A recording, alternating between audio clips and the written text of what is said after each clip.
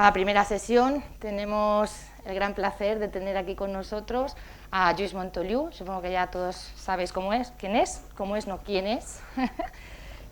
Lluís Montoliu es licenciado y doctor en Biología por la Universidad de Barcelona. Es investigador del Consejo Superior de Investigaciones Científicas del CSIC y del Centro de Investigaciones Biomédicas en Red en Enfermedades Raras en el Centro Nacional de Biotecnología de Madrid. Es el presidente del Comité de Ética del CSIC e investiga sobre enfermedades raras como el albinismo, usando modelos animales, ratones, editados genéticamente con las herramientas CRISPR. Lluís hoy nos va a hablar en su sesión sobre ética e integridad en la investigación, que son aspectos de los que se habla poquito en la carrera investigadora, pero que son muy relevantes para el quehacer diario de cualquier investigador.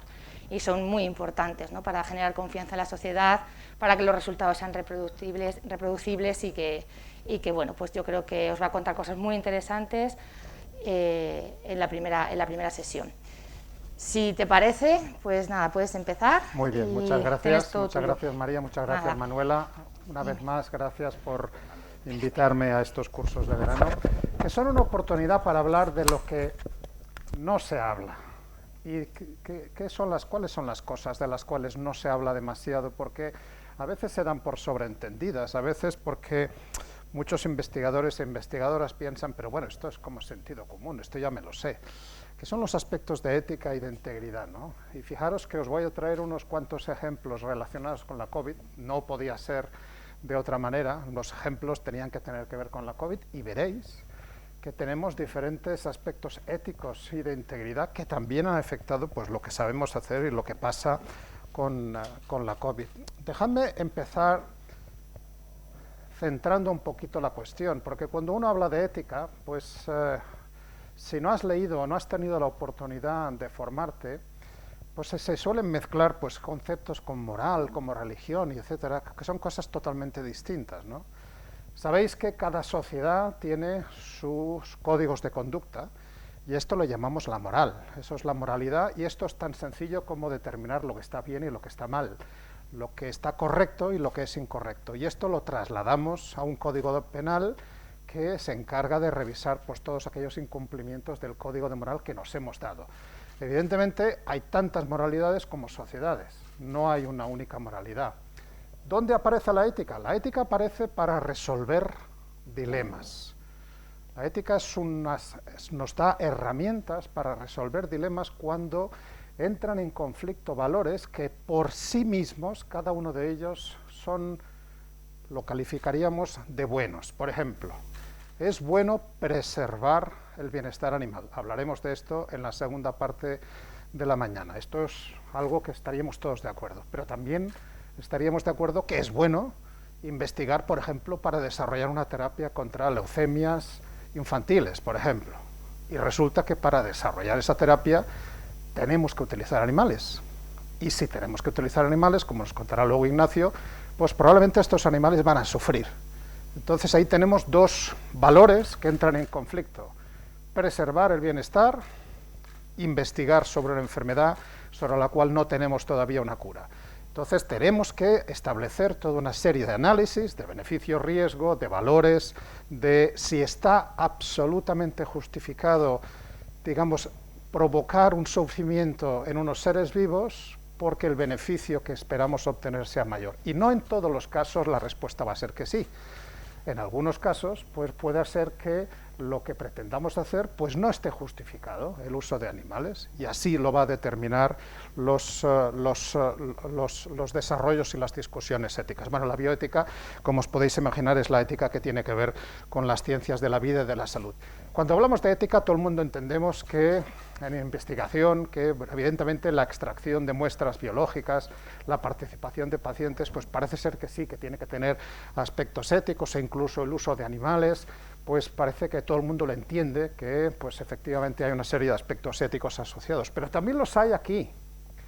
También los hay aquí cuando salimos al campo y tenemos que hacer una investigación en el medio ambiente de diversidad o de población o de toxicidad de alguna plaga que está afectando, y evidentemente nosotros no podemos ir aquí tal cual en medio del bosque y empezar a talar algún árbol o empezar a hacer muestras en los árboles si no tenemos el permiso correspondiente, si alguien no ha analizado si la agresión que vamos a hacer, por poca que sea, al medio ambiente, está justificada por el bien mayor que es que pretendemos mejorar o proteger el medio ambiente. O, por ejemplo, cuando nos vamos de vacaciones. Nos vamos de vacaciones al Caribe y resulta que en estas playas tan paradisíacas pues hay como invertebrados o hay unos pequeños moluscos que nos hacen mucha gracia, nos los metemos en el bolsillo, llegamos a Madrid y preparamos un extracto en nuestro laboratorio y resulta que alguno de ellos tiene actividad antitumoral. Y decimos, anda, acabamos de descubrir la sopa de ajo, pero resulta que lo hemos sacado de ese país de forma no autorizada, de forma ilegal, y resulta que existen pues unos protocolos que se llama el protocolo de Nagoya, de acceso a recursos genéticos y a la compartición justa y equitativa de los beneficios que impiden que nosotros nos llevemos recursos de otro país y los esquilmemos y sin notificarlo ni obtener el permiso, pues obtengamos un posible medicamento, ¿no? Evidentemente, si lo obtenemos, pues el país de origen tiene su debido derecho a participar de los éxitos de ese desarrollo, y eso también es parte de la ética, ¿no? O, por ejemplo, cuando nos planteamos el uso dual de las investigaciones. Muchas investigaciones no solamente tienen una utilización en el ámbito civil, sino que pueden tener un uso militar. Y sobre todo cuando estamos hablando de financiación con dinero público, y dinero público europeo, tiene que estar extraordinariamente justificado para que la justificación militar esté, digamos, autorizada, ¿no? Y esto puede pensar, pero si yo no trabajo, no quiero hacer nada para desarrollar ninguna arma o nada que tenga que ver con el ejército, pero de repente pues estás en un proyecto de ingeniería en el cual estás desarrollando, pues, por ejemplo, los satélites del enjambre Galileo, que evidentemente tienen un uso civil porque van a sustituir a los GPS, pero evidentemente pues también tiene su uso militar, porque también posicionan pues grupos, equipos, dispositivos, aviones, etcétera, y esto también hay que tenerlo en cuenta. Lo que estamos desarrollando puede también su utilización. Y claro, evidentemente, pues hay que también tener en cuenta que, como cualquier colectivo de la sociedad, pues nosotros no tenemos ya la especificidad de hacerlo todo siempre bien. Dentro del colectivo de investigadores e investigadoras, pues siempre hay gente que, como en cualquier otro colectivo, que se salta las normas y que utiliza inadecuadamente pues los recursos para desarrollar cosas que no deberían desarrollarse, y esto lo tenemos que prevenir. Este uso inadecuado, este misuse en inglés, pues lo vais a entender muy fácilmente, ¿no? Por ejemplo, si pensamos no en esta pandemia, sino la de hace un siglo, si pensamos en la pandemia de la gripe que se llamó gripe española, pero que sabéis que tenía muy poco de española, pero esa gripe se llevó por delante, bueno, no está claro porque os podéis imaginar que las estadísticas de ese tiempo no eran muy complejas, pero por lo menos había como 500 millones de infectados y por lo menos un 50 millones de muertos, ¿no? Vamos por 4 millones con la COVID-19, ¿no? Veremos dónde acabamos. Claro, esto lo causó un serotipo determinado que biológicamente puede ser muy interesante de estudiar. Y ha habido virólogos que han dicho, vamos a desenterrar algunos cuerpos de entonces porque me interesa estudiar este serotipo. Claro, pero esto, en las manos inadecuadas, puede causar un problema. Y esto implica que solamente se puede permitir éticamente la investigación en este serotipo si el investigador se compromete a hacerlo en un laboratorio de alta seguridad, en un laboratorio P3 del cual, o P4 en este caso, en el cual no puede salir nada, porque estos son virus mortales, y estos virus mortales son más mortales que el actual, que el coronavirus SARS-CoV-2. Por lo tanto, imaginaros que alguien pues pusiera a caminar este virus y se pone en un spray y se dedica a hacer un spray desde la estación de Metro de Sol. Pues esto sería un desastre. Entonces, evidentemente, el investigador puede decir, no, si yo no he hecho nada, esto es que han entrado por aquí y se lo han llevado. No, es que tú tienes la responsabilidad de custodia, tienes la responsabilidad de impedir el acceso libre, el acceso fácil a tus herramientas de investigación. Luego hay muchísimos otros elementos que en la actualidad también afectan a la ética de investigación. Estos instrumentos, los drones, cada vez son más frecuentes en los proyectos de investigación, pero una cosa que tenemos que preservar siempre es la intimidad, la privacidad de las personas. Igual estamos investigando pues, la presencia de una plaga en unos árboles, en una zona más o menos boscosa, pero que está al lado de poblaciones, y cuando pasamos por encima, pues estamos captando imágenes de gente que no tendría por qué ser grabada, gente que igual no tiene por qué justificar que estaba allí en ese momento y en esa hora. Y por eso veréis, que esto pasa por ejemplo en Google Street, veis que están todas las caras pixeladas, pero no están pixeladas porque, digamos, sea estético, no, es que, digamos, es una obligación legal que si tú no tienes el consentimiento de estas personas, tú no puedes documentar su presencia en determinado sitio en una determinada hora. ¿Qué quiere decir ética en investigación? Quiere decir seguridad en las dos acepciones que en el mundo anglosajón se consideran. En español solamente tenemos una, la palabra seguridad, ¿no? Pero la seguridad tanto de salud y la seguridad en lo que se refiere pues, a acceso terroristas o acceso de cualquier alteración del orden público, privacidad, respeto, bienestar, medio ambiente, etcétera. Tenemos que ocuparnos de la ética porque no hay ningún proyecto que pueda empezar sin su aprobación ética, porque eso es lo que garantiza ante la sociedad. Acordaros que nosotros estamos usando recursos públicos, garantiza ante la sociedad que estamos cumpliendo y que maximizamos beneficios y minimizamos riesgos. Esto es obligatorio, esto no nos piden opinión respecto a que si te parece o no te parece, tienes que cumplir estos principios éticos. Es obligado, es obligatorio, y además nos protege a los investigadores e investigadoras cuando tenemos que hablar sobre nuestros proyectos, porque podemos hacerlo ante los medios de comunicación, ante la sociedad, podemos hacerlo con la tranquilidad de saber que todo lo que hemos hecho está de acuerdo con la normativa que la sociedad nos ha implicado, que nos podrá parecer bien, mal o regular, pero es la legislación que tenemos que cumplir. Y eso es lo importante que garantiza pues, todo este aspecto, los aspectos éticos, los estándares éticos a los cuales nos aceptamos. Y aquí hay un montón de legislación que tenemos que cumplir, que tiene que ver con el uso de muestras biológicas de seres humanos, participación de seres humanos. No me voy a referir en esta manera a la parte de animales, porque luego con Pedro Lorenzo y con Ignacio pues vamos a estar hablando de este tema: medio ambiente, uso de organismos modificados genéticamente, uso de agentes biológicos de riesgo. Claro, cualquier experimento hoy en día que quiera probar un antiviral o quiera probar un prototipo de vacuna, pues no le queda otra que utilizar coronavirus SARS-CoV-2, por ejemplo, si queremos desarrollar un antiviral o una nueva vacuna contra COVID-19. Pero claro, en la utilización de ese agente biológico de riesgo, pues requiere un laboratorio de bioseguridad adecuada, que en el caso del coronavirus es un laboratorio de nivel 3. Entonces eso implica, uno tiene que entrar, tiene que vestirse como astronauta, etcétera, porque para protegerse y para proteger el resto de la sociedad que está fuera del laboratorio. Y otros aspectos que tienen que ver. Todo alrededor de la ética de la investigación gira alrededor de estos 4 principios, que veréis que son muy sencillos, pero que a veces de tan sencillos que son, pues son muy fácil no cumplirlos, ¿no? Pero fijaros que la legislación que luego se desarrolla, y que es la que tenemos que cumplir, deriva de estos 4 principios de no maleficencia, de beneficencia, de respeto a la autonomía y de justicia. ¿Cómo los traducimos, ¿no? De una forma muy sencilla, ¿no? Lo traducimos, lo primero es no hacer el mal, claro. Lo que vayamos a desarrollar no puede ser que cause mayor mal que lo que pretendemos solventar. Segundo, beneficencia, hacer el bien. Claro, esto es como el principio hipocrático pues en medicina, ¿no?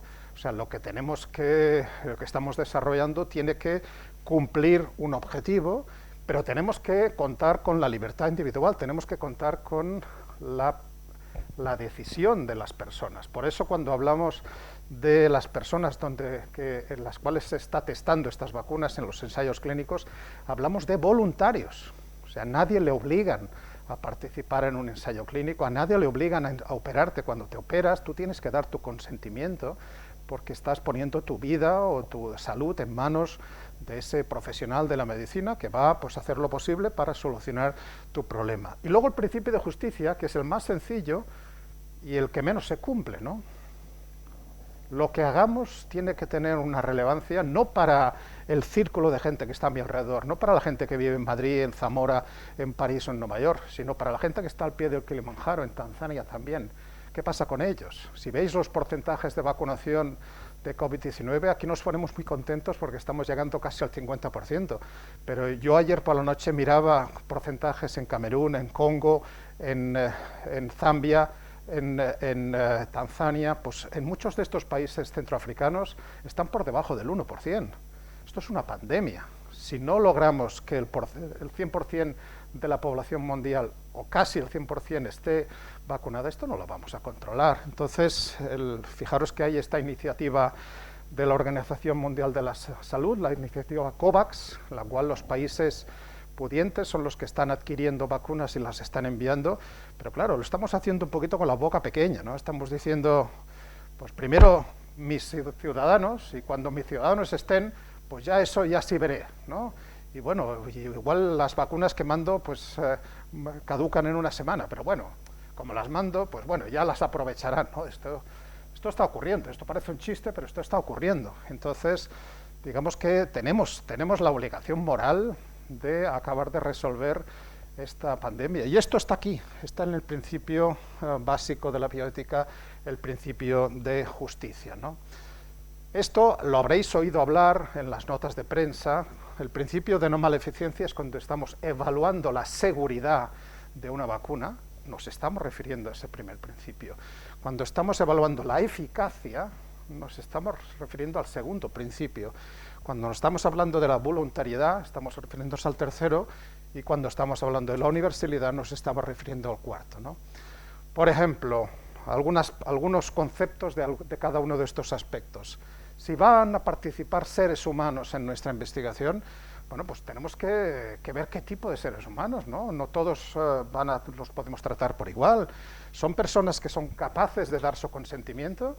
¿Son menores? Si son menores no pueden dar su consentimiento. Tiene que haber un tutor legal, un padre, una madre que los dé, o quizá están en coma, o quizá tienen disminuidas sus capacidades psíquicas y el juez determina que no pueden dar su consentimiento y tiene que haber un tutor detrás. Con lo cual, fijaros que a veces el hacer participar a pacientes, sobre todo de enfermedades neurodegenerativas, en alguno de estos estudios puede ser harto complicado, ¿no? Esto no es tan sencillo como llegar a una planta de enfermos o enfermas con Alzheimer y de repente empezar a administrar ahí medicamentos o empezar a hacer una encuesta, ¿no? O sea, tenemos que pedir el consentimiento a las personas que puedan darlo, y si las implicadas no pueden darlo, hay que acudir a los que tengan la responsabilidad legal. ¿Quién es el que recibe la máxima protección siempre? Los menores, por supuesto, ¿no? Los menores son los que tienen la máxima protección. Antes de autorizar un procedimiento ético que involucre la investigación con menores, esto evidentemente tiene que pasar todos los filtros y tiene que estar extraordinariamente justificado. Y no nos tenemos que olvidar de, pues también, pues la utilización de personas en ciencias sociales, ¿no? Parece que la ética solamente tenga que ver cuando te saquen sangre o cuando utilizamos un ratoncito, pero cuando te están preguntando por tu partido político favorito, cuando te están preguntando por tu nivel de ingresos, cuando te están preguntando por tus costumbres sexuales, etcétera, estos son también aspectos que tienen que estar autorizados y tienen que haber estado revisados por un comité de ética correspondiente, siempre maximizando beneficio y intentando que el riesgo sea el mínimo posible, ¿no? ¿A quién tenemos que proteger? Pues al paciente, ¿no? Y lo que tenemos que regular es el uso de las muestras que obtenemos. ¿Y qué es lo que tenemos que hacer? Tenemos que garantizar el respeto a la dignidad humana, ¿no? Maximizando los beneficios y reduciendo, pues, estos posibles riesgos que estén asociados con un consentimiento informado, que tiene toda una serie de detalles donde hay que explicarle a la persona, pero en palabras llanas, lo que le vamos a hacer, lo que le va a pasar, que puede desvincularse del estudio cuando quiera y que si lo hace no va a tener ninguna consecuencia para su salud. Que eso es muy importante, ¿no? No estamos diciéndole, usted si no participa en este estudio no va a poder beneficiarse de la terapia, en absoluto, y en todo momento las personas pueden participar. Tenemos que explicarle qué vamos a hacer si encontramos algo que no estaba previsto.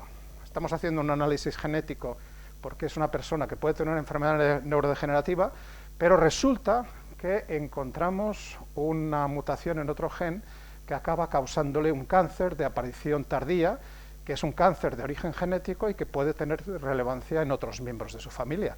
Pues estos hallazgos incidentales, pues tenemos que decirles cómo los vamos a gestionar, o si, por ejemplo, si puede desarrollar una enfermedad que no va a aparecer, no va a debutar hasta los 60 o los 70 años, puede que la persona nos diga, yo no estoy interesada en saberlo, y tenemos que respetarlo. Ahora bien, si esto tiene consecuencias para otros miembros de su familia, nosotros tenemos la obligación de respetar su voluntad, pero no para el resto de miembros de la familia, que tenemos que ponerlo en conocimiento de los profesionales de la medicina para que gestionen esta información, para que tengan la posibilidad de contactar con todos ellos y preguntarles si quieren o no saber estos hallazgos incidentales, ¿no? Utilización de células. Esto parece muy sencillo, pero hay que saber que también está muy pautado, está muy estipulado, ¿no? Las compramos comercialmente, las generamos en nuestro proyecto, las utilizamos de otro proyecto, las utilizamos de un biobanco, pues tenemos las aprobaciones éticas correspondientes. Lo ideal en España siempre es evitar el uso directo, ¿no? Esto es imposible, ¿no? Un profesional de la investigación no va directamente al paciente y coge una muestra y esa muestra es la que se usa en investigación. La ruta normal es a través de un biobanco. Un biobanco es el que garantiza todos los derechos, tanto del donante como del investigador. Existe una segunda posibilidad, que son las colecciones aquí en España, las cuales están restringidas solamente a la utilización en un solo tema. Esto es algo que también tenemos que tener. El biobanco nos garantiza que esa muestra que se depositó de ese paciente va a poder utilizarse para cáncer, para enfermedades raras, para una multitud de objetivos. Una colección, si solamente la hemos depositado para esclerosis múltiple, esas muestras solamente se van a poder utilizar para esclerosis múltiple y no para ninguna otra cosa más. ¿Qué pasa cuando esto no se tiene en cuenta? Pues suceden los problemas, ¿no? Las células más conocidas que hay en biomedicina son las células HeLa. Se establecieron en 51 a partir de un cáncer de células cervicales y han dado lugar a un montón de publicaciones y de patentes, pero claro, hay una pequeña cuestión que no todo el mundo sabe, ¿no? HeLa viene de Henrietta Lacks, esta mujer, que es la que tenía este cáncer de cervix y que falleció ese año, por cierto, y de la cual se obtuvieron estas células, que para sorpresa de los investigadores, estas células crecían sin control de forma indefinida. Fue una de las primeras células que se establecieron. Se hicieron negocios, se hicieron empresas, se vendió, etcétera, pero nadie pidió permiso a Henrietta Lacks para utilizar estas células. Son células de esta persona las que están en todos los laboratorios. ¿Qué sucedió en el año 2013? Pues un grupo de investigadores alemanes, pues después de decenas de publicaciones al respecto, dijo, bueno, pues vamos a secuenciar el genoma de las células HeLa, ¿no? Pero claro, el genoma de las células HeLa es el genoma de esta familia, de esta mujer. Y claro, las nietas y las hijas y las nietas de esta señora dijeron, pero bueno, ¿vais a publicar nuestro genoma? ¿Vais a poner en manos de todo el mundo algo que es privativo mío, algo que merece confidencialidad? Y evidentemente se estableció toda una serie de discusiones hasta que se llegó a la publicación restringida de aquello que no es sensible de la información del genoma. Este es el ejemplo típico de por qué en la ética de investigación tiene que estar presente en todas estas cosas. Y si no las habéis visto, o si no habéis tenido ocasión, podéis leer el libro tanto La vida inmortal de Henrietta Lacks o la película con Oprah Winfrey. Tanto el libro como la película están muy bien, son una manera muy directa de acceder a la ética en investigación sin saber que te están hablando de ética de investigación. Protección de los datos personales. ¿Qué es lo que tenemos que proteger? Pues los datos que son sensibles, ¿no? Pues etnicidad, pues política, religión, la salud, todo esto son datos sensibles, ¿no? El hecho de que nos guste más el lenguado que la dorada o que nos guste más el picante o el no picante, esto no son datos personales que tengamos que proteger, pero sí que todos estos otros datos, y eso es importante, sobre todo si los datos los hemos recogido de una encuesta previa para otro objetivo y los queremos aprovechar para un segundo, claro. Este uso secundario de los datos, que es muy frecuente, os sorprenderíais de lo frecuente que es, uno tiene que pensar y recapacitar. Cuando yo me acerqué al primer grupo de personas y les pregunté, les dije para qué estaba recogiendo los datos, no les dije que los iba a utilizar para otra cosa. Entonces ahora resulta que yo quiero utilizar estos datos, pues no me queda otra que reconsentir, no me queda otra que volver a contactar con la gente. Ah, es que es muy complicado, es que no sé si voy a poder contactar con la gente. Pues lo siento mucho, no puedes utilizar estos datos. O montas una nueva cohorte de personas o recontactas con las personas. Pero eso es parte de lo que se llama pues, el Reglamento General de Protección de Datos, que se aprobó en el 16 y entró en vigor en el 18, y que se ha traspuesto también a la legislación española, y que muchos lo habréis visto de muchas maneras, porque ahora las casillas pues, se llaman de opt-in, no de opt-out. Quiere decir que nosotros tenemos que dar el permiso para que ocurran cosas, mientras que las casillas anteriormente eran, tú comprabas un televisor en MediaMarkt, por decir un ejemplo, y te decían, marque esta casilla si no quiere que le enviemos información publicitaria. Si no quiere que le enviemos. No, perdón. Lo que me tienes que preguntar es, marca esta casilla si quieres recibir. Tú tienes que optar, no tienes que no optar. Fíjate que esto es un matiz con el cual pues mucha gente, pues digamos, no marcaba esta casilla y entonces recibían un montón de información pues no solicitada. Bueno, quería llegar antes de media horita para mencionar los aspectos éticos de la investigación y dedicar la siguiente media horita y para dejar un cuarto de hora final para que me hacéis preguntas y para que debatamos. La segunda parte de mi charla de hoy, de esta mañana, es integridad científica, ¿no? Sí, es importante tener claros los aspectos de ética, también no menos importante es hablar de integridad. La integridad son los códigos deontológicos, son las normas que nos damos también como cualquier colectivo. Los taxistas, los ferreteros, los veterinarios, los políticos, los jueces, todo el mundo tiene códigos deontológicos, todo el mundo sabe lo que puede y lo que no puede hacer, también los investigadores, ¿no? O sea, la mal llamada, a veces, la libertad total que hay en ciencia, pues no nos exime de tener unas normas que tenemos que cumplir, y esto es muy importante conocerlas, ¿no? La integridad es el gran elefante en la habitación, que está ahí, pero que la gente no quiere ver. Y ese es un elefante que, si no le paras atención, va a seguir por ahí trasteando, rompiendo mesas y rompiendo sillas, y eso está presente en todo grupo de investigación. Y esto es algo que tenemos que afrontar. No podemos pensar que todo investigador y toda investigadora, ya por el mero hecho de serlo, está exento de tentaciones de saltarse estas normas. Esto no es así. Esto no es así. No somos seres humanos como cualquier otro colectivo en la sociedad y, por lo tanto, pues habrá un porcentaje de nosotros y de nosotras que pues, se saltará las normas. Y lo que hay que hacer es prevenir para que esto no ocurra, formar, que es lo que estamos haciendo, por ejemplo, hoy aquí, gracias a María y Manuela, y intentar establecer mecanismos para que cuando ocurre alguien se salta estas normas, pues se apliquen las consideraciones adecuadas, ¿no? Esta es la típica debate entre el angelito y el diablo, ¿no? El angelito te dice, no engañes, no copies, no fabriques, sigue las normas. El diablo te dice, no, engaña, copia, fabrica, no sigas las normas. Y estos son los dos pensamientos que tenemos en la cabeza y que tenemos que estar siempre muy presentes, ¿no? Os decía que el marco de actuación existe en todo colectivo, también en la ciencia, y esto es lo que nos delimita lo que podemos hacer en ciencia y deja fuera lo que no podemos hacer ni deberíamos hacer. Y esto tiene que quedar claro. O sea, no existe libertad absoluta para hacer lo que queramos en ciencia, por supuesto que no. Una cosa es los aspectos creativos de desarrollar teorías, etcétera, pero a la hora de poner en práctica esto, no podemos hacer lo que queramos. Tenemos que cumplir una serie de normas y esto es muy importante. La integridad científica tiene que ver con honestidad, tiene que ver con eficiencia, tiene que ver con objetividad, tiene que ver con salvaguardar pues lo que son las fundaciones mismas de la ciencia, tiene que ver con mantener esa confianza con el público, tiene que ver con mantener esa reputación o las carreras que tenemos los investigadores e investigadoras. Tenemos que prevenir el mal uso de la ciencia, porque puede tener impacto tanto en pacientes como en animales, como en plantas, como en el medio ambiente, y porque si nos la saltamos, lo que vamos a promover es el malgasto. Vamos a malgastar los fondos públicos que siempre son limitados, ¿no?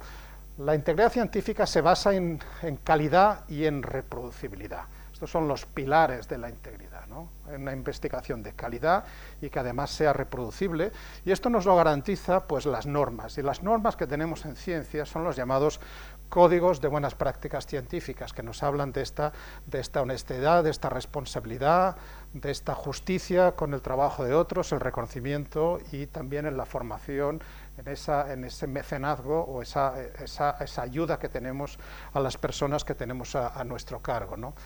Códigos de estos hay un montón, yo os voy a mencionar unos cuantos que están disponibles en la red. Esto es de la Academia Nacional de Ciencias y es un librito que se llama Ser un científico, y creo que es muy interesante. La última edición es de 2009. Tenemos la introducción a la conducta responsable en investigación de la Oficina de Integridad Científica de Estados Unidos, la última edición es de 2003.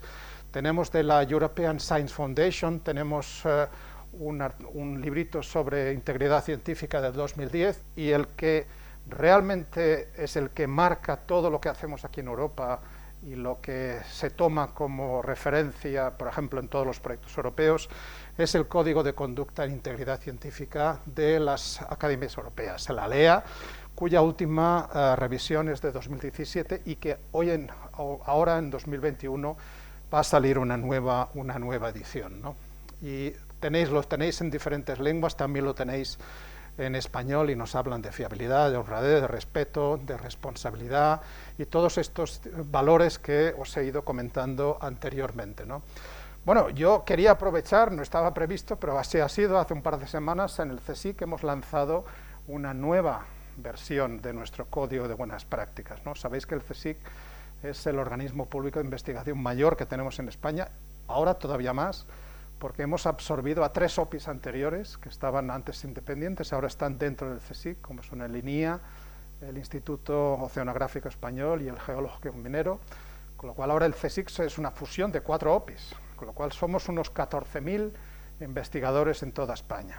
Entonces, creíamos que era importante actualizar este código, sobre todo porque el que teníamos ya tenía 10 años, y 10 años atrás, parece que no, pero han cambiado muchísimas cosas. Y en particular lo que ha cambiado es la relación que tenemos los investigadores con los medios de comunicación. Cómo contamos lo que hacemos a los medios de comunicación. Que parece una cosa muy sencilla, pero que hay que tener claras una serie de cuestiones, ¿no? Sobre todo que cuando uno habla en tanto que su opinión personal. Yo, porque sea un investigador del CSIC, mi opinión no es la del CSIC. La opinión del CSIC la tendrá quien tiene la responsabilidad legal para ello, que es la presidenta del CSIC, Rosa Menéndez. Lo mismo que en la Complutense, la opinión de la Complutense la tiene el rector de la Complutense. Los demás tenemos opiniones, y esas opiniones que tenemos que utilizarlas responsablemente.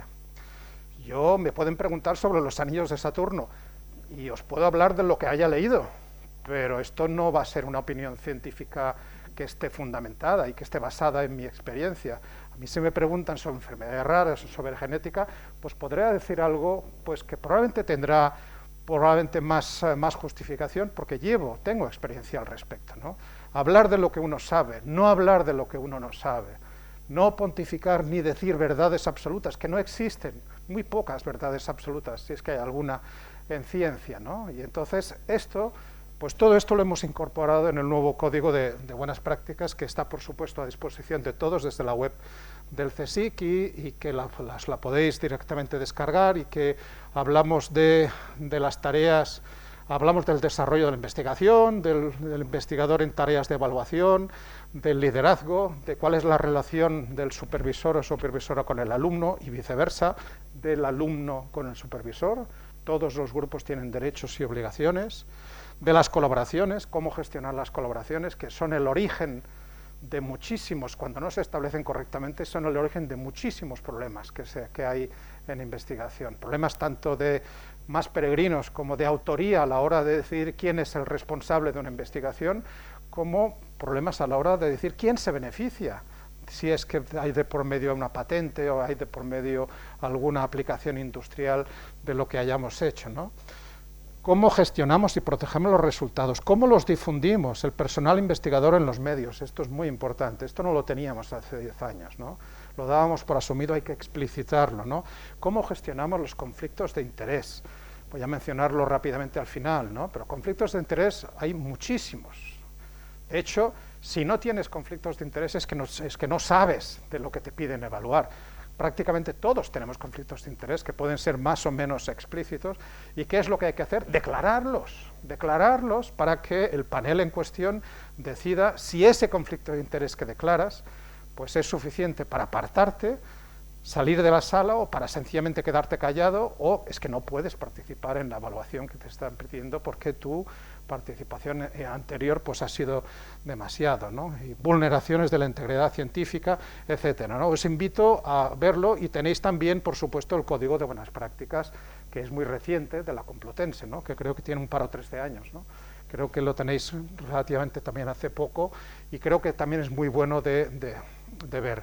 ¿Qué otros documentos son importantes? En 2015, desde el CSIC, promovimos esta Declaración Nacional de Integridad Científica, que fue después signada tanto por la COSTE, que es la Confederación de Sociedades Científicas de España, como por la CRUE, que es la Conferencia de Rectores de las Universidades Españolas.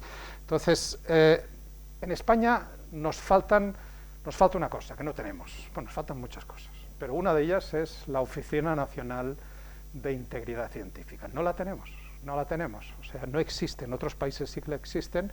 Esto está previsto por la ley, está previsto por la Ley de la Ciencia desde el 2011. En la Ley de la Ciencia está puesto como Comité Español de Ética de Investigación, CEI, pero ese comité nunca se ha creado. Entonces, de hecho, pues hemos sido unos cuantos que hemos estado trabajando para que se cree y para que ese comité haga las veces de la Oficina de Integridad Científica. ¿Y para qué sirve una Oficina de Integridad Científica? Pues quizá no hay que inventar la rueda y hay que fijarse en quienes lo han hecho antes que nosotros, ¿no? En Estados Unidos la tienen desde el año 89, fijaros los años que nos llevan de ventaja. Y eso sirve, por ejemplo, porque se publican anualmente las personas que han sido investigadas y encontradas culpables porque han tenido algún comportamiento inadecuado o porque han fabricado, han falsificado, han copiado. Entonces es muy importante porque aparecen estos datos, ¿no? Imaginaros un investigador de la Universidad de Santiago de Compostela que tiene un problema, que se inventa unos datos y que la Universidad de Compostela pues acaba despidiéndole y le genera un expediente, pero a las 3 semanas este investigador está contratado por la Universidad de Murcia. ¿Por qué? Pues que la Universidad de Murcia no tiene conocimiento de lo que ha pasado en Santiago de Compostela.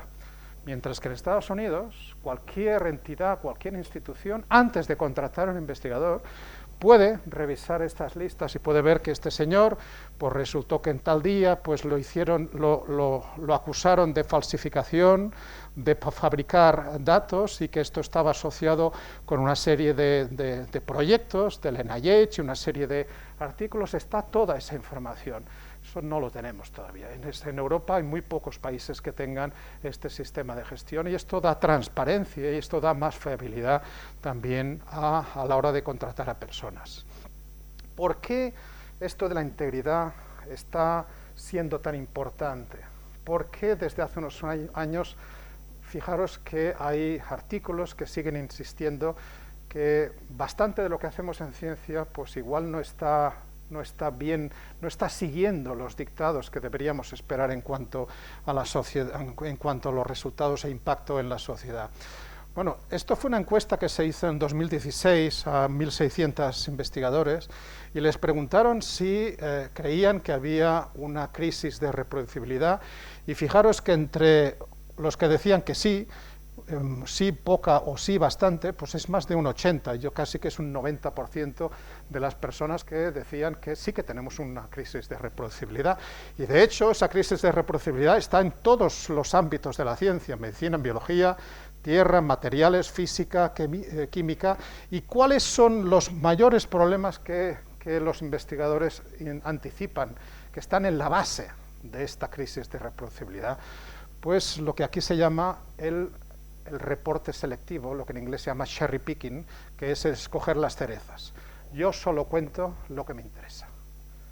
Y esto, que es tan humano, y esto que si lo pensáis dos veces os daréis cuenta de que no hay nadie que nos hayamos escapado alguna vez de estas situaciones, pues esto causa un daño terrible al registro científico, porque damos a entender que hay resultados, que hay experimentos que tienen un impacto, que tienen una conclusión, cuando realmente los datos no dicen eso.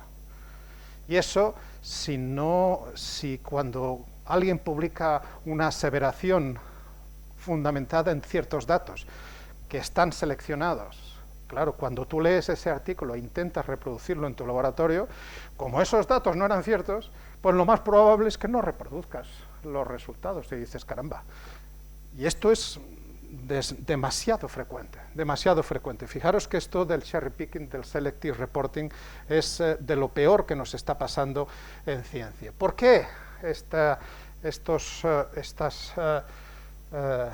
alteraciones de la conducta científica son incorrectas? Porque estamos añadiendo ruido, estamos añadiendo resultados incorrectos a lo que es el registro científico, estamos malgastando recursos, estamos reduciendo la confianza que tiene el público en nosotros, ¿no? Si estamos diciéndole que somos incapaces de reproducir lo que hacen nuestros colegas, pues ya me diréis, ¿no? Ya me diréis qué confianza vamos a trasladar a la sociedad. Vamos a poner en peligro nuestras fuentes de financiación y podemos poner en peligro las vidas de las gentes, ¿no? Y puede esto tener impactos negativos tanto en las políticas de investigación como las políticas de seguimiento, ¿no? Ejemplo, yo creo que palmario, de por qué esto está mal.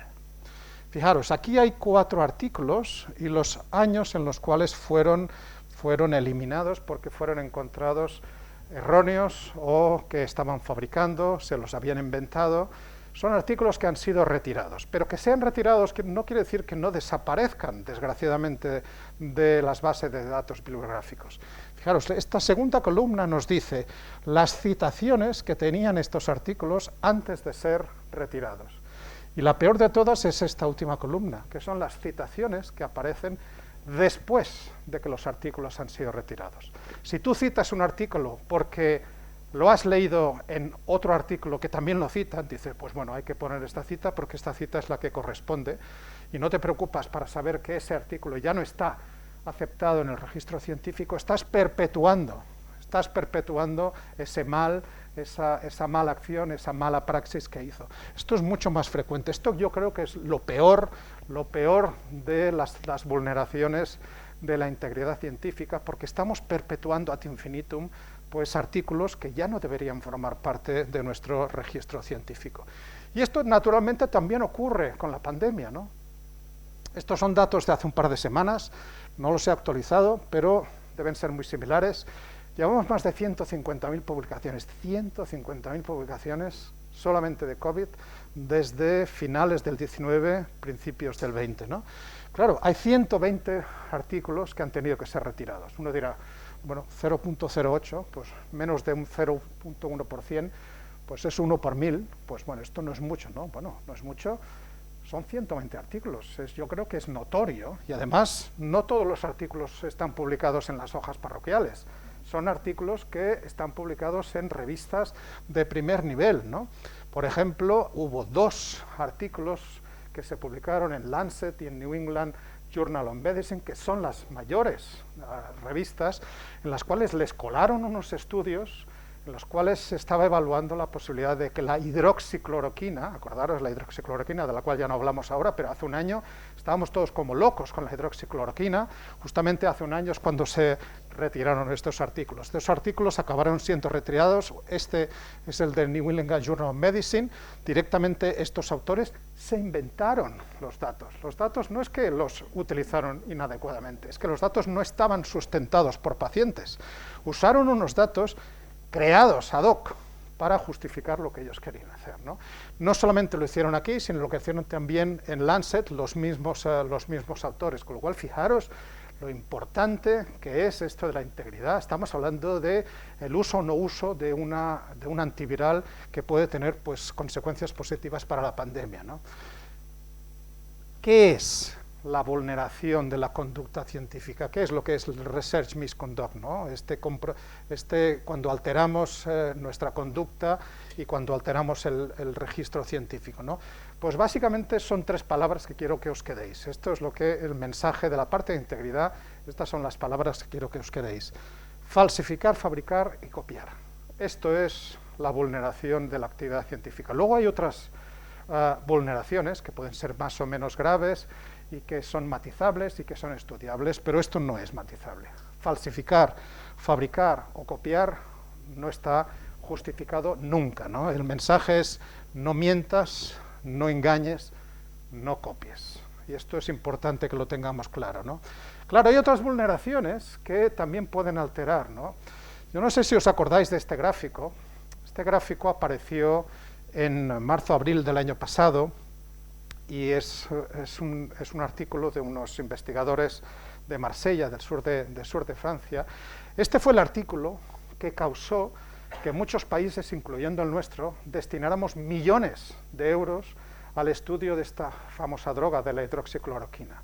Este es un estudio en el cual comparaban una población control con una población a la cual se le había administrado hidroxicloroquina y otra a la cual se le había administrado hidroxicloroquina con antibióticos. Y esto no quiere decir 16.000 o 14.000 o 6.000, esto quiere decir 6 personas, ¿vale? Evidentemente esto lo he puesto yo, estos números no estaban en la gráfica, ¿no?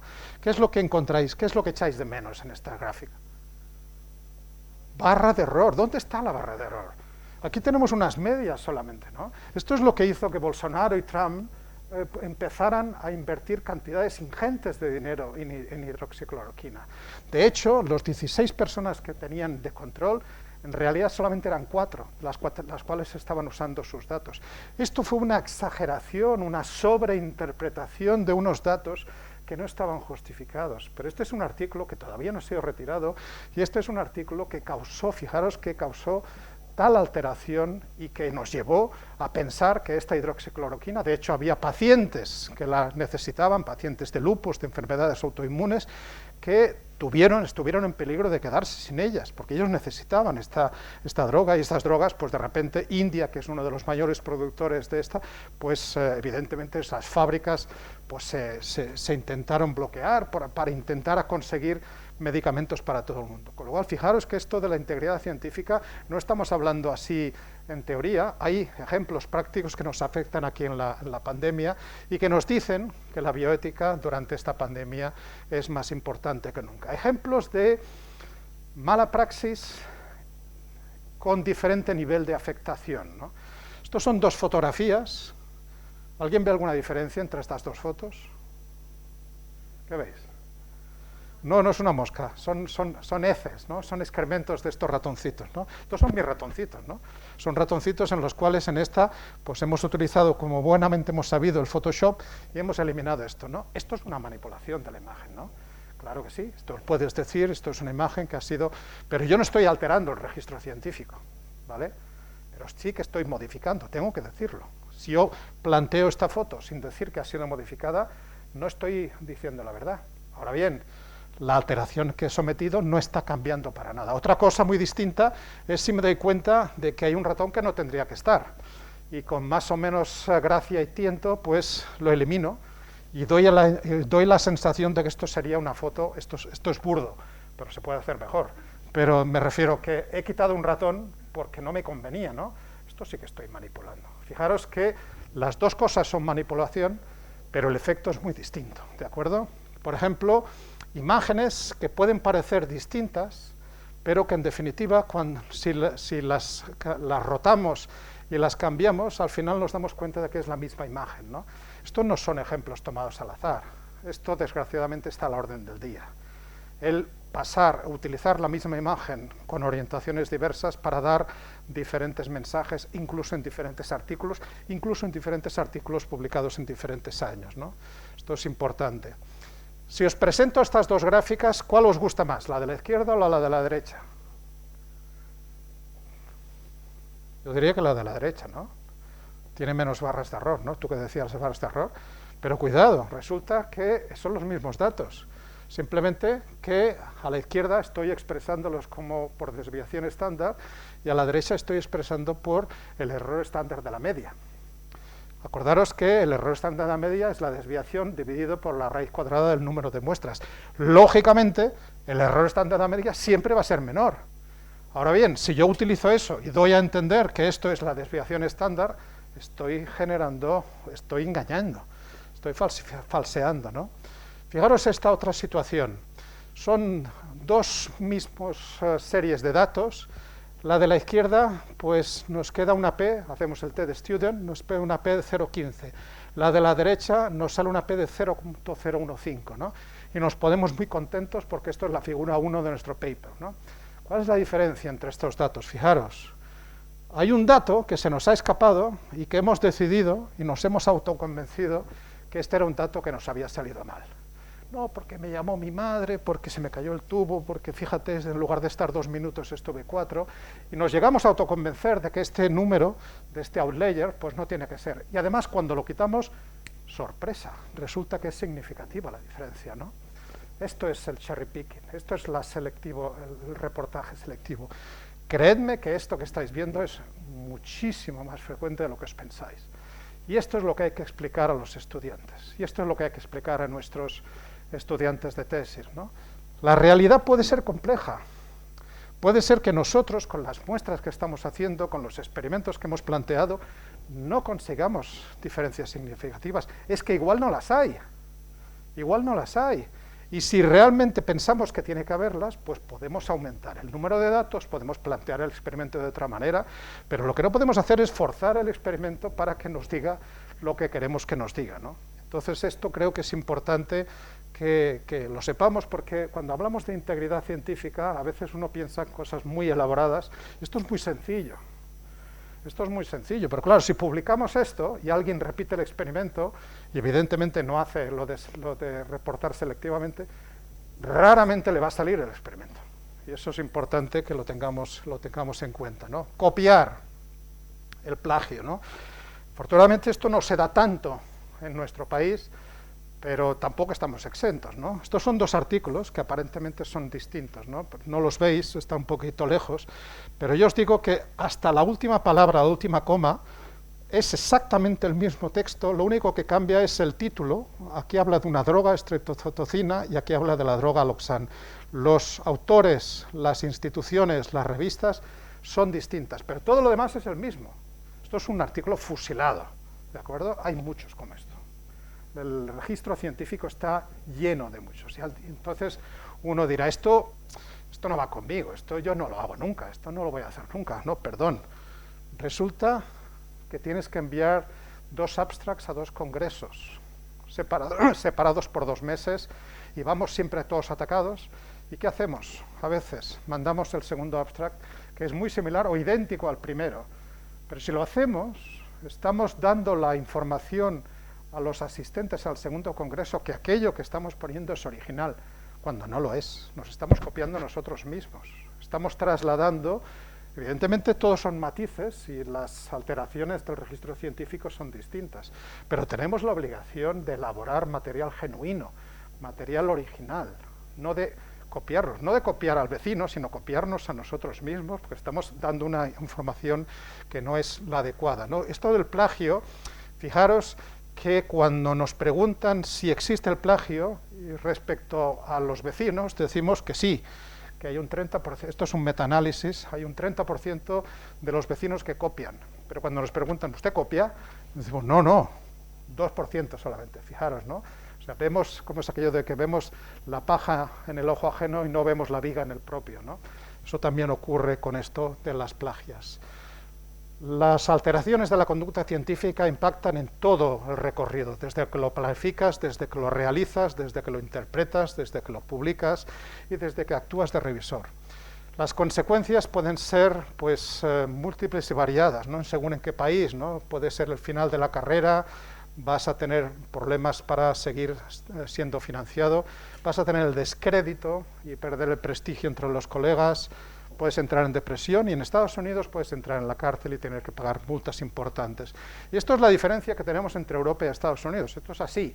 son las sociedades que tenemos, ¿no? Aquí somos mucho más garantistas y digamos que las consecuencias para los investigadores pues no son tan evidentes. Este señor, el Dong Piuyan, falseó unos datos de una supuesta vacuna contra el SIDA, utilizó dinero del NIH y fue condenado a 5 años de prisión y fue despedido, perdió el dinero y además tuvo que reembolsar 7 millones de dólares.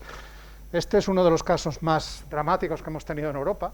Este es Olivier Boignet, que tiene un montón de artículos retirados de manipulación de imágenes. Este es un clásico de manipulación de imágenes. Sigue trabajando en Suiza y si vais al registro sigue publicando, ¿no? Estos son artículos, ¿no? Esta es una persona que, digamos que le han llamado la atención, pero sigue publicando, ¿no? Ha tenido la institución que lo protege, es una persona muy hábil, evidentemente con talento, es una persona que es capaz de conseguir, etcétera. Él dice que él ya sabe los resultados que tienen que salir y lo que ha hecho siempre es que las figuras las embellece, ¿no? Él dice, yo ya sé lo que tiene que salir, entonces cuando no me sale, pues yo lo que hago es retocar un poco los datos para que la gente lo entienda mejor, ¿no? Entonces, este es el tipo de personas que tenemos aquí, pero las consecuencias, como veis, son muy distintas en Europa o en Estados Unidos. Otros ejemplos que hemos tenido, pues sabéis que en reprogramación, en el año 2012, el premio Nobel reconoció pues, el trabajo de John Gurdon de los años 60 y el trabajo de Shinya Yamanaka, que nos describió los factores de reprogramación, pero se olvidó de Dolly. Se olvidó de Dolly, acabamos de cumplir 25 años, ¿no? ¿Por qué se olvidó de Dolly? Por muchas razones, probablemente, ¿no? Pero entre ellas se olvidó de Dolly porque este es artículo, que debería ser un dechado de virtud, debería ser un orgullo para sus investigadores, este artículo es una fuente de problemas impresionante. ¿Alguien conoce a Angelica Schnicke? Angelica Schnicke es la persona que deberíais conocer. Si os digo, ¿alguien conoce a Ian Wilmut? Os sonará Ian Wilmut, porque es la persona que aparece en el primer lugar. Ian Wilmut era el jefe del departamento donde el Instituto Roslin donde se hizo. Pero esta chica es la que estaba haciendo la tesis doctoral con Dolly. Esa es la madre de Dolly. Esta es la que todos deberíamos haber recogido. Y su jefe de departamento pasó por delante y ese artículo, que tendría que haber sido Schnicke et al., fue Wilmot et al. Y esto no es solamente la primera de las modificaciones, hay un montón de otras. Se olvidaron muchos autores, hubo reclamaciones judiciales. Wilmot tuvo que admitir ante un tribunal que más de un 60% de lo que estaba en el artículo no era debido a su creatividad. El responsable de esa investigación, que era Campbell, resultó muy afectado y, de hecho, sin que exista una correlación evidente, porque no dejó ninguna nota, el mismo fin de semana que se conoció en 2012 el premio Nobel, Kit Campbell se suicidó. Este es el último autor del artículo de este. Con lo cual, fijaros hasta dónde llega esto de la integridad científica. Esto lo he contado yo en un artículo que lo encontraréis en la red, que se llama La otra cara de Dolly, que no es muy conocido, pero creo que es importante, sobre todo ahora que estamos celebrando los 25 años. O este señor, que durante 3 años nos tuvo engañados, él decía que era capaz de generar células madre pluripotentes derivadas de la parte de la masa interna embrional de blastocistos de pacientes, ¿no? Lo publicó en Science en 2 años y esto evidentemente estaba todo inventado. Pero fijaos la cantidad de autores que hay aquí. Fijaros la cantidad de maneras. ¿Sabéis cómo se descubrió esto? Se descubrió porque algunas de estas investigadoras eran estudiantes predoctorales de este señor y tenían que aportar sus oocitos para hacer sus experimentos y les había prometido un reembolso económico que nunca les pagó. Y había una que se me los dijo, ¿cómo que no me vas a pagar? Pues te vas a enterar. Y eso fue la que levantó el problema, ¿no? Esto se retractó y este señor no era un don nadie, este señor es el que había clonado, por ejemplo, los perros, y este señor, después de pasar por la cárcel y tener que devolver mucho dinero, pues está al mando de esta empresa, y esta empresa pues está funcionando estupendamente, ¿no? Porque por $20.000 te clona tu perrito que se te va a morir o se ha muerto ya, o tu gatito, y entonces te clona gatitos y perritos de mascotas. Entonces es la segunda vida de este señor. O el caso de Haruko Obokata, que es esta investigadora que publicó 2, no 1, sino 2 artículos back to back. Ya cuesta publicar un artículo en Nature, pero publicar 2 artículos en Nature en el mismo número de Nature es muy complicado. Esta señora nos dijo que éramos capaces de convertir cualquier célula en célula pluripotente simplemente cambiando el pH del medio, ¿no? Acidificando el medio. Entonces, bueno, pues lo dijo, pero convenció a revisores, a los editores, etcétera. Evidentemente luego se comprobó que esto estaba todo falseado e inventado, ¿no? Y esto pues generó muchísimas consecuencias. Y aquí hay investigadores muy, muy importantes, en particular Yoshiki Sasai, que era un biólogo, era un biólogo de desarrollo muy importante. Yoshiki Sasai se colgó, se suicidó a la entrada del centro, no pudo resistir que estos artículos fueran retirados, no podía resistir que su nombre estuviera también contaminado con esto. Fijaros que esto tiene consecuencias también para la vida de las personas. Las células era un invento, eran derivadas de unas células S de ratón, y esto lo he contado yo también por ahí en un artículo de la revista de la SECAL, que lo podréis encontrar, que se llama El desengaño de las células STAB, ¿no? ¿Cuáles son, voy acabando ya, cuáles son las herramientas que se usan hoy en día para para notificar este tipo de cosas, ¿no? Pues bueno, tenemos dos, ¿no? Y hay que usarlas y hay que verlas y hay que interpretarlas con cuidado, ¿no? Retraction Watch creo que hace muy buen trabajo, porque Retraction Watch lo que hace es dar cuenta de todos los artículos que van siendo retirados, ¿no? Es como el repositorio al cual nos fijamos, donde cuando un artículo ha sido fundamentado, que ha sido fabricado o plagiado o copiado, lo que sea, pues ahí aparece. Papier tiene un doble filo, ¿no? Papier es anónimo, Papier es la denuncia de un colega que dice: este artículo de este señor o esta señora tiene esta figura que ha sido manipulada. Y esto puede ser genuinamente una aportación para resolver un problema, o puede convertirse en una caza de brujas, y eso hay que tenerlo en cuenta.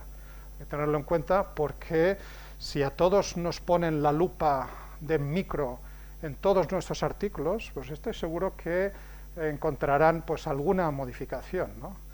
Desde incluso los que tenemos ya una cierta edad, cuando preparábamos los paneles de fotografías, que se tenían que hacer las fotografías en blanco y negro y había que recortarlas para construirlos.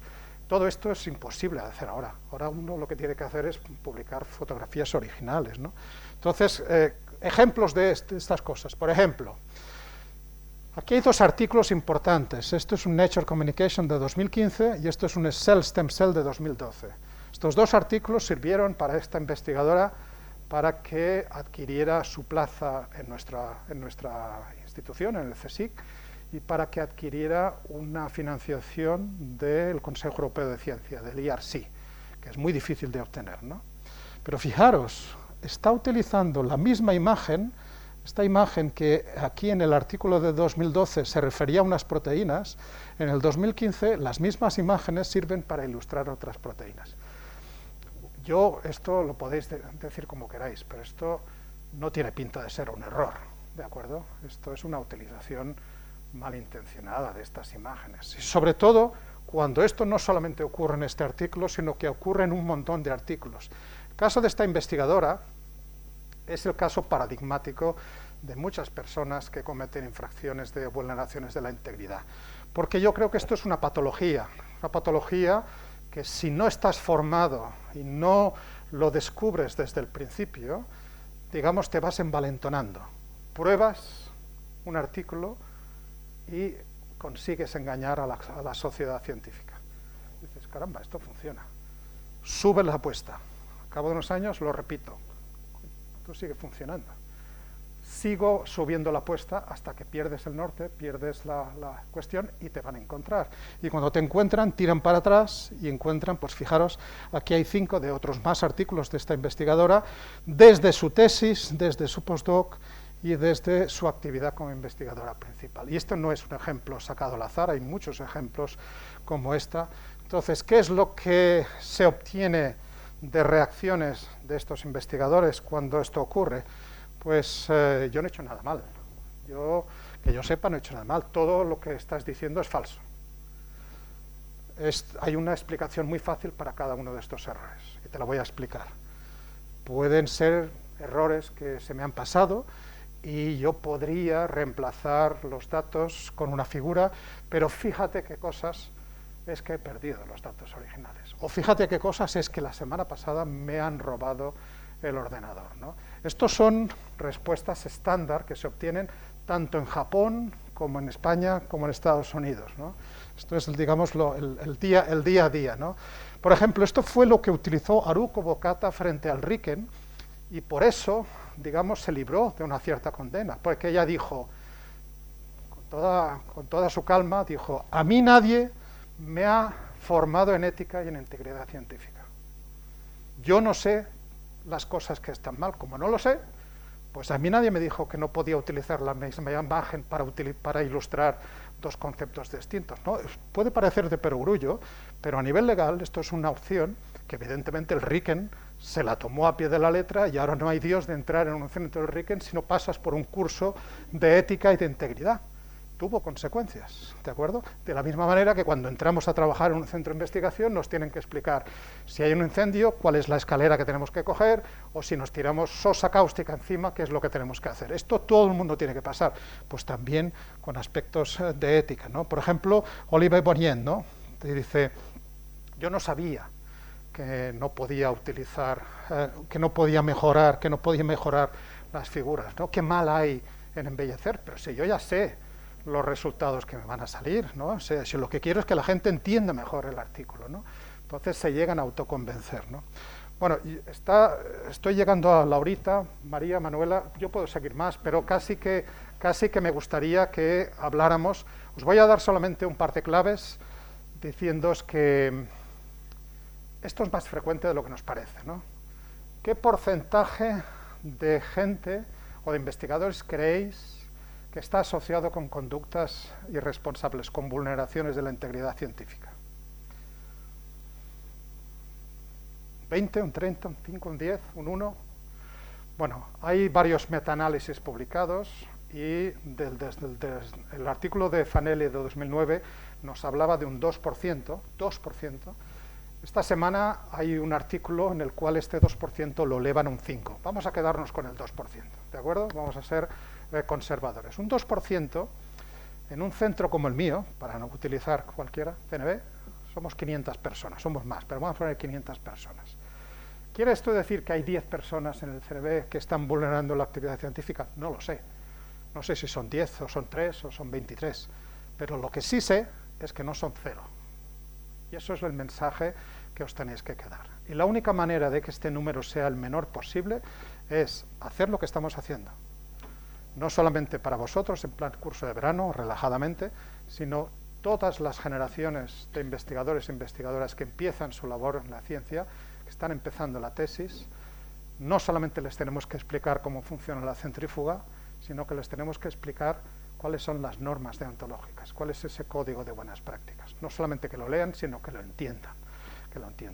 El ejemplo que os he dado de eliminar un dato para que la comparación resulte significativa, yo cuando lo explico a los estudiantes en diferentes centros, en diferentes universidades de España, la gente se mueve en los asientos y empieza a mirarse como diciendo, coño, esto lo hacemos en mi laboratorio, ¿no? Entonces, esto, creedme, que es mucho más frecuente, y a veces, si no te lo explican bien, te llegas a autoconvencer que esa pequeñísima modificación, pero ¿qué importancia va a tener? Si esto no es importante, claro que tiene importancia. Estás generando una conclusión que no está sustentada por los datos, y esa conclusión, que incluso puede ser el título de tu tesis o el título de un artículo, resulta que si alguien la lee y quiere aprovecharla para seguir investigando sobre el tema, pues no va a poder hacerlo, porque primero no va a poder reproducir los datos, y va a pensar, caramba, pues seguro que me he equivocado, y lo va a intentar otra vez. Vosotros sabéis la cantidad de recursos que se han gastado por estas cosas. Pensad en los proyectos que se han financiado para investigar el posible papel de la hidroxicloroquina para tratar la COVID-19. También aquí en España, bastantes proyectos del Instituto de Salud Carlos III se destinaron millones directamente para investigar algo que ahora sabemos que está basado en una ilusión. Nunca esta droga estuvo asociada a posibles beneficios, pero una gráfica sacada fuera de contexto y presentada a la sociedad, pues rápidamente, pues cuando hay una emergencia, pues casi que todo el mundo se agarra a un clavo ardiendo, más los gobernantes, que dice alguien que esto puede tener un comportamiento antiviral. Vamos a ello, venga. Hordas de investigadores y de clínicos a probar la hidroxicloroquina. luego nos damos cuenta de que esto, pues hemos malgastado ese dinero, ¿no? Sobre todo porque estaba fundamentado en un error. Y quedaros también con el mensaje este del registro científico, ¿no? El registro científico de que hay que estar muy atentos a los artículos que desaparecen, sobre todo para no volver a citarlos, porque si los volvemos a citar los perpetuamos. Bueno, yo lo dejo aquí y nos quedan unos minutos para preguntas que yo supongo que tendréis alguna al respecto. Venga, muchas gracias. Muchísimas gracias. ¿Se oye? Sí. Muchas gracias.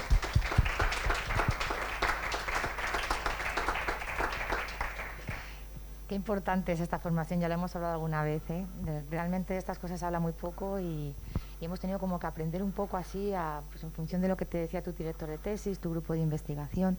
Lo de la gráfica, lo del punto de ese extremo de la gráfica, yo te lo había oído escuchar, yo te lo había oído en alguna otra charla. Decirlo. Es tremendo porque es verdad, la gente, yo creo que es una práctica muy habitual, pues dice, bueno, estos son datos extremos que esto no cuenta y cambia los resultados y es algo que se hace muy habitualmente. Por lo tanto, la formación en ética e integridad es necesaria para vosotros y también para los investigadores en otras etapas del desarrollo de su carrera. Y el leeros los manuales de buenas prácticas, pues fundamental. Acaba de modificarse el del CSIC, y en la UCM lo acabamos de hacer el año pasado, o sea que sí, es reciente también. Claro, es una cosa... Yo os puedo hablar de números, por ejemplo, me podéis preguntar, no podéis preguntar de los conflictos individuales porque son privados y confidenciales, pero sí que os podéis preguntar cuántos conflictos habéis gestionado en el Comité de Ética en los últimos 10 años, ¿no? ¿Cuántos conflictos creéis que hemos gestionado en el CSIC? Conflictos de vulneración de integridad científica. ¿20, 30, 50? Llevábamos 160, ¿vale? Claro que somos 14.000, pero 160, esto es un buen número, ¿eh? Esto quiere decir que esto es bastante más frecuente de lo que nos pensamos. Venga, preguntas. Hola, ¿se me escucha? Sí, claro. Bueno, muchísimas gracias por la charla, ha sido súper instructiva. Yo estoy cursando un máster de epistemología de las ciencias sociales y de las ciencias naturales, y todos estos temas, no solo de la ética, sino de la fundamentación de los métodos del conocimiento científico, la epistemología, los tocamos a diario, ¿no? En todas las asignaturas. Y bueno, mi pregunta iría un poco por ahí. ¿Qué papel cree usted que puede tener no solo la filosofía? Ya sabemos las medidas de eliminar la ética de los institutos, sin embargo usted ha comentado que hay nuevas regulaciones por parte de la Unión Europea que incluyen la integridad ética y demás. Entonces, bueno, ¿qué papel podría tener la filosofía en todo ello? No solo la ética, sino también el estudio de la fundamentación del conocimiento científico. Pues mira, esto es algo, muchas gracias por la pregunta, y esto es algo que yo creo que hay muchas instituciones que se están dando cuenta, y me alegra que estemos en un curso de la Universidad Complutense, que es una de las instituciones que este año pasado ha creado un máster, un título propio que se llama Máster de Ciencia y Filosofía, ¿no? Porque, como diciendo, estamos muy acostumbrados, yo soy de ciencias, yo soy de letras, ¿no? Y como que nos vemos a la hora del café, pero que no nos hablamos, ¿no? Y realmente mucho de lo que estamos aquí investigando y mucho de lo que estamos comentando, pues está fundamentado en la historia de la filosofía de diferentes maneras. Lo que vamos a hablar posteriormente con mis compañeros de experimentación animal, pues son diferentes maneras también, diferentes corrientes filosóficas, el positivismo, el utilitarismo, el animalismo, todo esto son diferentes acepciones que hay que entenderlas para poder investigar y para poder, pues, discutir sobre muchas de estas cosas, ¿no? Absolutamente de acuerdo, y creo que esto lo vamos a conseguir, creo que somos ya bastantes centros que incluimos una parte ética de integridad en la formación de las nuevas generaciones de estudiantes, y yo solamente os he explicado unos cuantos ejemplos, pero cuando basas tu clase en muchos más ejemplos, creo que la gente lo ve directamente, ¿no? Yo suelo acabar las clases con una encuesta que hacemos online y que vemos los resultados inmediatamente, y a veces lo he hecho al principio de la charla y al final de la charla, y al principio de la charla pues todos somos muy bonitos, muy buenos, etcétera, y al final de la charla, cuando he puesto todos los ejemplos de las cosas que son consideradas pues roturas de esa integridad científica, nos damos cuenta de que había cosas que estamos haciendo en el laboratorio y que no están bien. Entonces esto es importante, el trasladarlo. Pregunta. Sí, muchísimas gracias por la charla. Y yo te quería preguntar un poco por la estadística a la hora de analizar los resultados, porque ahora está habiendo mucho movimiento con el qué análisis me viene mejor para realmente que mis resultados, o sea, que mis datos sean significativos y pueda publicarlos. Porque al final lo que aparece es que pues intentas probar todos los test estadísticos que te convendrían a ti hasta que tu P es suficiente como para publicar. Bueno, ya sabes aquello que dicen, ¿no? Que hay verdades, mentiras y luego está la estadística, ¿no? Bueno, creo que con respeto a los profesionales estadísticos que saben mucho de esto, yo creo que la respuesta a lo que me estás preguntando es siempre transparencia. Tú tienes que explicar en todo momento qué es lo que estás haciendo, qué test estás aplicando y por qué estás aplicando. Por ejemplo, todos muchas veces aplicamos, me incluyo, aplicamos casi por defecto el test más clásico que hay, que es el test de TED-Student. Pero el test de TED-Student nos olvidamos a veces que requiere normalidad de los datos. Y los datos a veces no son normales. Tiene una distribución bimodal o tiene distribución de Poisson o distribución exponencial o lo que sea. Entonces, cuando de repente nos dicen, no, es que no es normal, entonces ya nos entran todos los sudores fríos y empezamos a buscar, llamamos al amigo estadístico, a la amiga estadística y decimos, oye, necesito un test no paramétrico. Entonces, de los test no paramétricos, pues hay muchos, como tú bien dices, ¿no? Y estos test no paramétricos, como precisamente tienen que partir de menos asunciones, son más débiles. Digamos que cuando yo leo que tú fundamentas tu conclusión en un test no paramétrico, ya pongo entre comillas lo que me estás diciendo.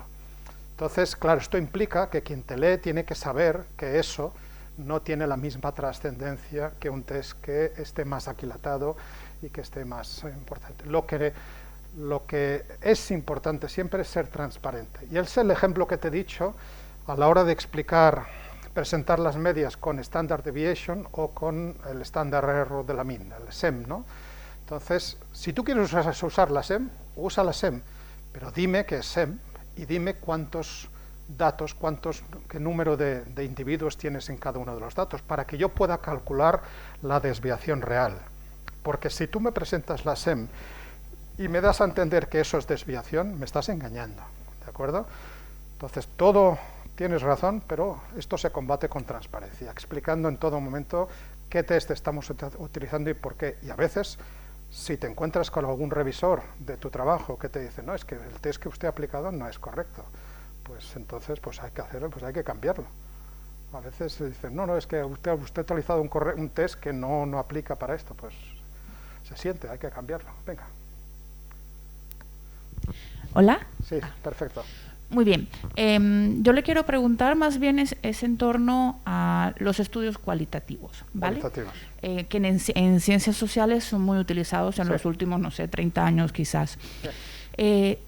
Si en el caso de la ética en los estudios cuantitativos es tan frecuente y son con datos, experimentos que se supone son reproducibles, en el caso, por ejemplo, de una etnografía en donde sus instrumentos y técnicas para recoger los datos, la información, suelen ser entrevistas y observaciones, y esa información la recopilamos en un diario de campo, ¿cómo se demuestra que lo que observamos es falso y que nuestra impresión realmente está sesgada? Esta es otra pregunta interesante para la cual te podríamos hacer un curso de verano entero, ¿no? Y ya os invito a María Manuela para organizarlo. Esto es algo que no está resuelto, ¿vale? No, es que no está resuelto y hay que saberlo, ¿no? Yo creo que ha avanzado mucho los aspectos éticos de las ciencias biomédicas, pero no ha avanzado lo mismo en ciencias sociales. Sobre todo porque los métodos y las herramientas que se usan, como tú bien has dicho, son distintos. Te voy a poner un ejemplo que lo vas a entender fácilmente. Hay encuestas, hay entrevistas en las cuales se utiliza el engaño. Y el engaño está admitido dentro de las ciencias sociales, lo que pasa es que está sometido a muchísima discusión en la actualidad. ¿Qué quiere decir el engaño? Yo te pregunto una cosa, pero lo que te estoy preguntando es algo que te preguntaré en la tercera pregunta, pero no te digo que te lo voy a preguntar. Le voy a preguntar por sus afinidades políticas, pero en la tercera pregunta te voy a preguntar cuántas cervezas tomas. y lo que te estoy preguntando es tu consumo de alcohol. Pero yo te he dicho que te voy a entrevistar para tus afinidades políticas, ¿no? Esto es un ejemplo muy básico, pero para que nos entendamos. Pues bueno, tenemos una discusión con los colegas de humanidades que todavía no está resuelta. Por ejemplo, en el CSIC te diré que tenemos todos los formatos para evaluación de los aspectos éticos de los proyectos, y hemos tenido que quitar el que teníamos de las ciencias sociales precisamente porque lo que pedíamos, según la mayor parte de los colegas de humanidades, dice que no está justificado. Si estamos intentando llegar a un entente cordial entre lo que podemos pedir y lo que ellos nos pueden favorecer. Sobre todo porque hay muchas investigaciones, sobre todo telefónicas, cuando tú pides el consentimiento informado, cuando te están llamando por teléfono, a veces te dicen una parrafada, te dicen, usted no sé qué, no sé cuánto, y si quiere saber más, dígame o pulse 1 y sabrá no sé qué, no sé cuántos, ¿no? Bueno, entonces, claro, esas encuestas telefónicas, que lo que importa es que no se te vaya el tipo o la tipa, no se te vaya los 30 segundos, si tienes que gastar los 30 segundos en decirle los derechos y que vas a mantener su privacidad, pues esa persona ya te ha colgado el teléfono. Entonces, hay que saber, digamos, balancear el debido respeto a la privacidad y a la dignidad humana con los mecanismos, ¿no? Y, por ejemplo, hay un documento de trabajo que está en la Comunidad Europea, que se puede descargar, que se llama Recomendaciones para la evaluación de los aspectos éticos de ciencias sociales, que si estás interesada te lo puedo hacer llegar, que es el único documento que tenemos en Europa para esto. No existe en la legislación española nada que regule esto. Por ejemplo, nuestros compañeros de psicología pues han realizado durante muchísimos años encuestas y trabajos sin pasar por comités de ética. Y ahora estamos convenciéndoles de que tienen que pasar por comités de ética, pero estamos recomendándoles y convenciéndoles porque no hay una norma detrás que les obligue.